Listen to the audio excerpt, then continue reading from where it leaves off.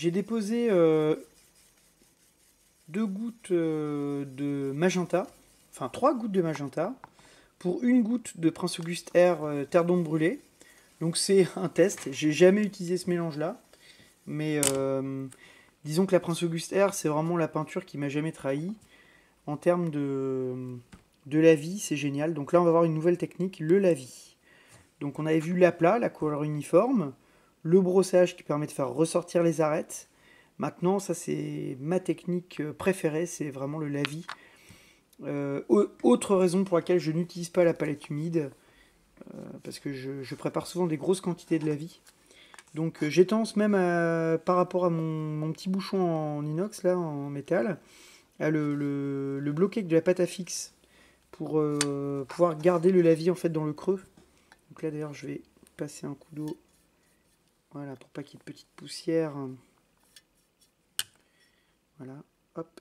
Donc on voit que c'est extrêmement liquide, c'est très très pigmenté. Je vais passer 1 goutte de clear, donc je vais mélanger 1 goutte de clear à ça. Donc pareil pour avoir quelque chose qui se tende bien à la fin.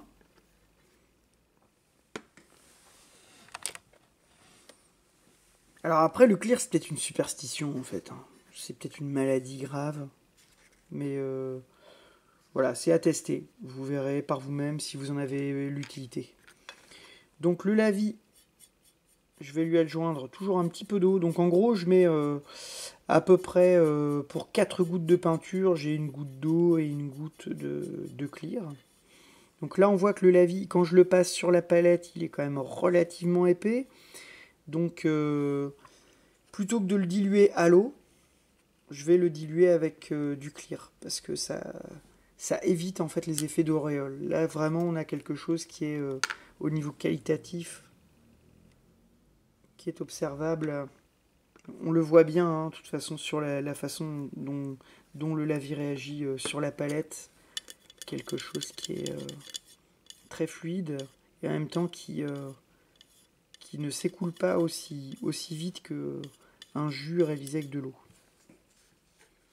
Le clear, c'est vraiment magique, hein, ça se trouve en grande surface. C'est un vernis pour les sols à la base. Donc là, pour mon lavis, alors il y a plusieurs écoles, hein, on peut y aller franco. Moi, ce que je préfère, c'est humidifier la figurine aux endroits les plus exposés.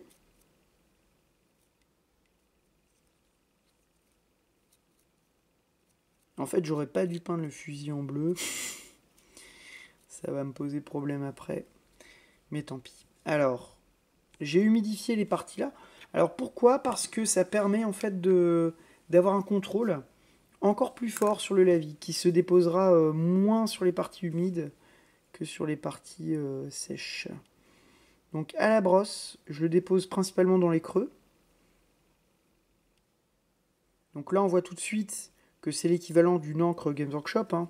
Alors la grosse différence, c'est que le mélange, je l'ai fait de la façon dont je le voulais, puisque moi je préfère réaliser moi-même mes mélanges que d'utiliser quelque chose de tout fait.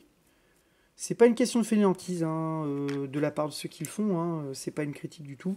C'est vraiment que ben, si on étudie bien les couleurs, il y a des moments où on a besoin de choses précises, quoi.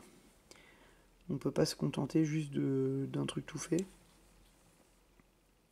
Donc là, je reviens avec un pinceau humide que je humidifie dans l'eau, donc que je viens faire dégorger donc, sur mon petit essuie-tout. On voit d'ailleurs que ça forme une tache colorée. Et en fait, je viens ici retirer le lavis là où il y en a trop. Et sur les endroits les plus détaillés, les plus restreints, je vais venir déposer mon lavis avec mon outil le plus... Donc mon vieux Raphaël. Et par contre, je vais garder le nouveau pour retirer les gouttes. Donc, je viens déposer avec celui-là. Voilà. Donc si on avait fait un lavis... Alors, si on avait fait un lavis avec de la peinture acrylique et de l'eau, de la peinture standard et de l'eau, on aurait eu quelque chose qui créerait vraiment des grosses auréoles, hein.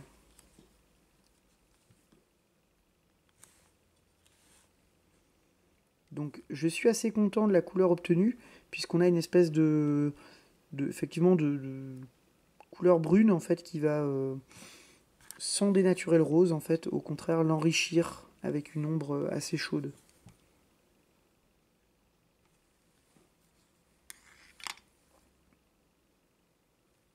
Donc je ne m'attarde pas trop sur les plaques d'armure, hein, comme je vous l'avais dit tout à l'heure. La plaque d'armure, c'est pas ce qui m'intéresse. Alors là, j'ai posé du lavis sur le casque pour que vous voyez bien en fait.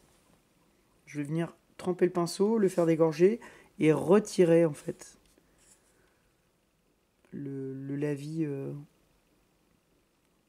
trop important.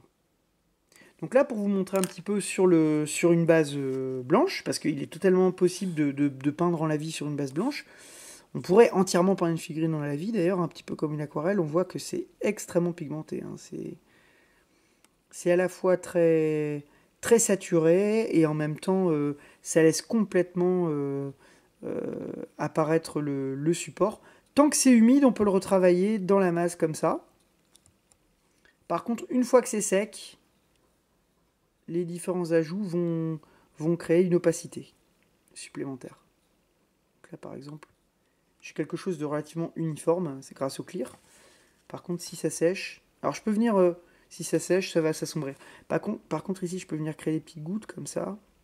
Voilà, ça permet de créer des effets intéressants.